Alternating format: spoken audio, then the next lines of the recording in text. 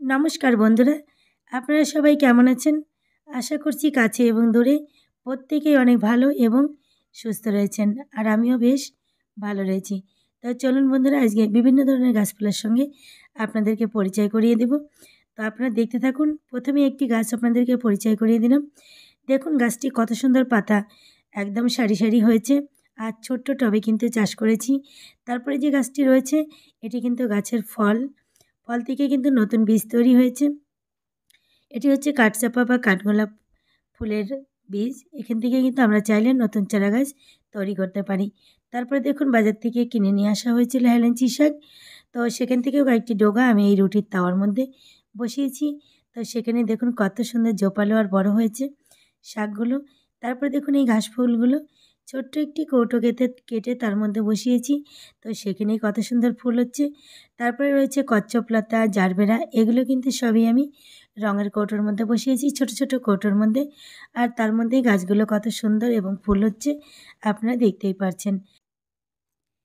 এদিকে দেখুন বোতল কেটে আমি গাঁদা ফুল চাষ করেছি, এক একটি বোতল দুভাগ করেছি কেটে।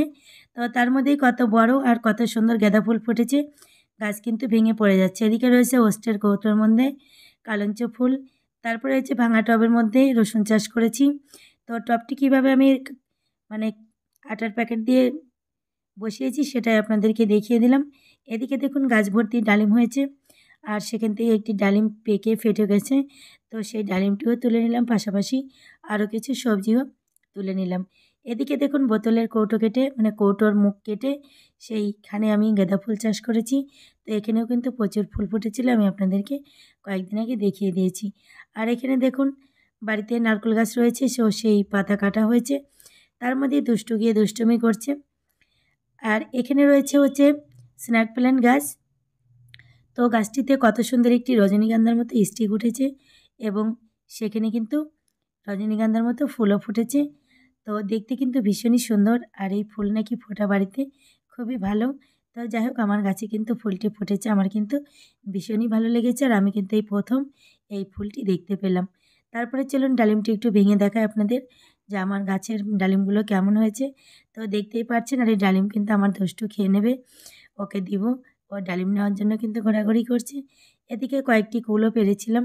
তো কুল তো খেতে বসেই গেছে, দেখতেই পাচ্ছেন একদম সম্পূর্ণ মানুষের মতো চিবিয়ে চিবিয়েও কুল খাচ্ছে। কুল, পেয়ারা, তারপরে ডালিম, ড্রাগন ফল, এগুলো খেতে কিন্তু খুবই পছন্দ করে। তারপরে কিন্তু বাদামও খেতে অনেক পছন্দ করে। তারপরে বন্ধুরা দেখুন এই যে এখানে রয়েছে লাউ গাছ, কত সুন্দর হয়েছে বিরিয়ানির বাটির মধ্যে। তারপরে আমি পেঁপের চারা বসিয়ে দিয়েছি। পেঁপের চারাটি যখন একটু বড় হবে তখন কিন্তু অন্য পাত্রে দিয়ে দেবো, বড় জায়গাতে। তো আমি কিন্তু বিরিয়ানির বাটিতে এর আগে বেঞ্চ চাষ করেও আপনাদেরকে দেখিয়েছি যে কত পরিমাণে বেঞ্চ হয়েছিল। তাই আমরা চাইলে কিন্তু সব ধরনের পাত্রেই কিন্তু টুকটাক সবজি গাছ বসাতে পারি। এদিকে দেখুন শীতকালেই ফুটছে আমার অপরাজিতা ফুল, কত সুন্দর কচুরিপানার মতো হয়েছে ফুলটি।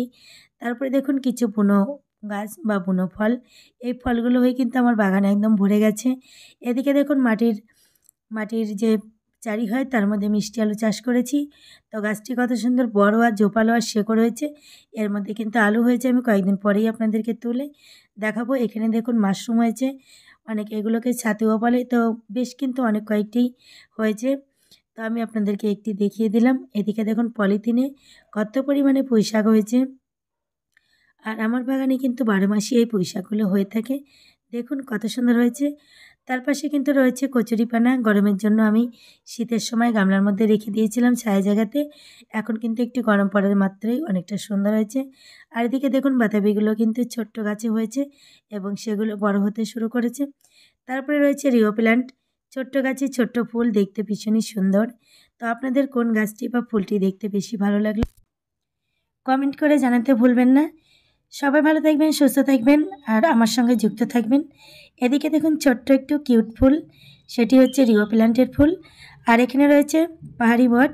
তো ছাদ বাগানে বট গাছের ফুল ফলের স্বাদ পেতে হলে অবশ্যই পাহাড়ি বট গাছ বসাতে হবে। তো ভিডিওটি এই পর্যন্তই। সবাই ভালো থাকবেন, সুস্থ থাকবেন, ধন্যবাদ।